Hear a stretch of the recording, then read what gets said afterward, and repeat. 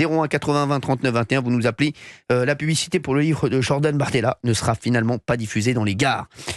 Ça y est, c'est sûr, la régie de la SNCF a annoncé ce matin que la publicité ne sera pas diffusée. La raison, le visuel de l'affiche contrevient au principe de neutralité. Oui. Alors le visuel de l'affiche, Gauthier Lebret, est-ce qu'on peut le dire? C'est quoi le visuel de l'affiche? C'est la une du livre. C'est quoi? C'est la photo de Jordan Bardella, voilà, tout simplement. Voilà. De profil, en noir et blanc. Non, mais c'est pour ça que je voulais venir là-dessus, parce que c'est la raison, le visuel de l'affiche contrevient au principe de neutralité. Donc pourquoi?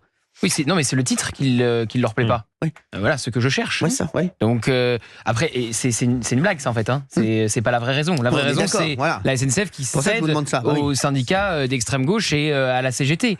Ça aurait été un autre politique, Jean-Luc Mélenchon. Ça a été d'ailleurs par le passé Nicolas Sarkozy, François Hollande. Ils ont été affichés dans les gares de France. Quelque part, la SNCF rompt un contrat avec Fayard qui avait réservé 581 panneaux publicitaires. Donc là, j'ai hâte de voir les suites de cette décision de la SNCF, et c'est de la censure. C'est ni plus ni moins que de la censure. Oui, c'est une lecture possible. Il y a une différence avec Nicolas Sarkozy et François Hollande, c'est que c'était avec leur statut d'ancien président, ils n'étaient ni élus ni chefs de parti. Ça, c'est un premier élément.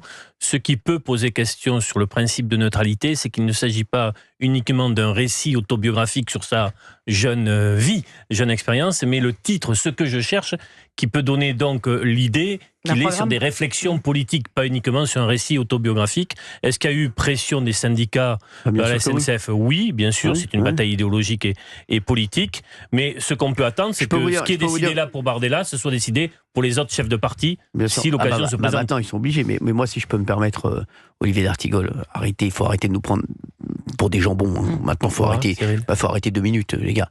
Je vous dis, moi, je mets tout ce que je fais.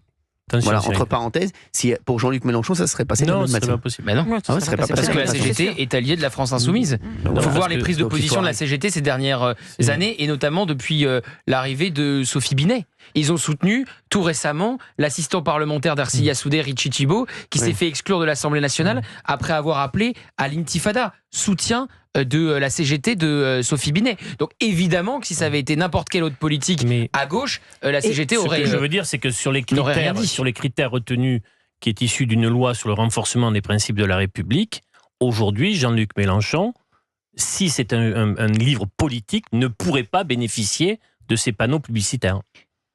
Au regard des arguments mis sur la table. J'y crois pas une seconde. Sauf que si Jean-Luc Mélenchon disait je fais une rétrospective de ma vie et je reviens sur ma vie, et en jouant un peu comme ça sur les lignes, ça serait passé sans problème. Non, mais on le sait très bien que c'est parce que c'est Jordan Bardella. Faut arrêter un moment de tourner autour du pot. Et certains disent que c'est parce que... En tout cas, en termes de pub, ça lui est pas défavorable. Non, pas du tout. Parce qu'on parle beaucoup de... C'est gratuit. Oui, bien sûr, c'est gratuit. Oui, non, certains disent que... en fait, il fallait que l'éditeur précise à la SNCF de ce dont il s'agissait pour l'achat de l'espace, etc. Il n'y a aucune obligation qui impose à un éditeur de préciser quel livre sera promu dans les panneaux publicitaires qu'il paye. Merci Valérie Benaïm, c'est bien de le signaler parce que je vous dis, on nous prend vraiment pour des jambons beurre. Il y a Dany qui est avec nous, Dany de Marseille, nous prend pour des jambons beurre. Je vous dis, on nous prend vraiment pour des jambons beurre. Ah mais non, mais c'est sûr. Dany, merci d'être avec nous, Dany de Marseille. Bonjour Dany. Bonjour Cyril et bonjour aux personnes qui vous entourent. Merci Dany. Qu'est-ce que vous pensez de cette affaire, la publicité pour le livre de Jordan Bardella, donc finalement pas diffusée dans les gares, c'est sûr. Est-ce que vous pensez comme moi qu'on nous prend pour des jambons beurre? Alors, tout à fait, parce que comme je disais à votre collaboratrice, trop de liberté tue la liberté, mais là il arrive un moment où justement il y a eu trop de liberté et certaines libertés sont brimées. Voilà. Moi je pense que ça devrait être diffusé. Comme j'entendais là, effectivement, si c'était d'autres partis, je pense que ça ne poserait pas de problème. Je vous ai entendu dire que certaines personnes en vue ne prenaient pas position. Et je pense qu'il arrive un moment où il faut prendre position. C'est important pour notre pays et je pense que ça doit être diffusé. Mais voilà. Après, le livre sera disponible, c'est juste la publicité. Oui, je pense que la publicité devrait être diffusée comme n'importe quel autre livre. Je ne vois pas pourquoi, si nous sommes dans un liberté d'expression, seulement le problème, c'est qu'en France, les syndicats dirigent le pays. Alors, il en faut des syndicats, Mais là, maintenant, c'est eux qui dirigent le pays. Il faut avoir le libre arbitre quand même. De toute façon, c'est contre-productif parce que là, je regardais sur le site, par exemple, un site célèbre de vente en ligne. Il est numéro 1 des ventes. On l'a dit, ça, oui. C'est sûr. Merci, Dany, d'avoir été avec nous. Je peux vous demander quelque chose? Bien sûr, tout ce que vous voulez. Dites-moi. Voilà, je voulais vous demander si c'est tout à fait indépendant de ce dont vous avez parlé. Ça fait plusieurs semaines que j'essaie de vous joindre. Je vais vous dire qui je suis parce que c'est un triste anniversaire pour moi. Il y a 18 ans, des jeunes à Marseille mettaient le feu à mon bus.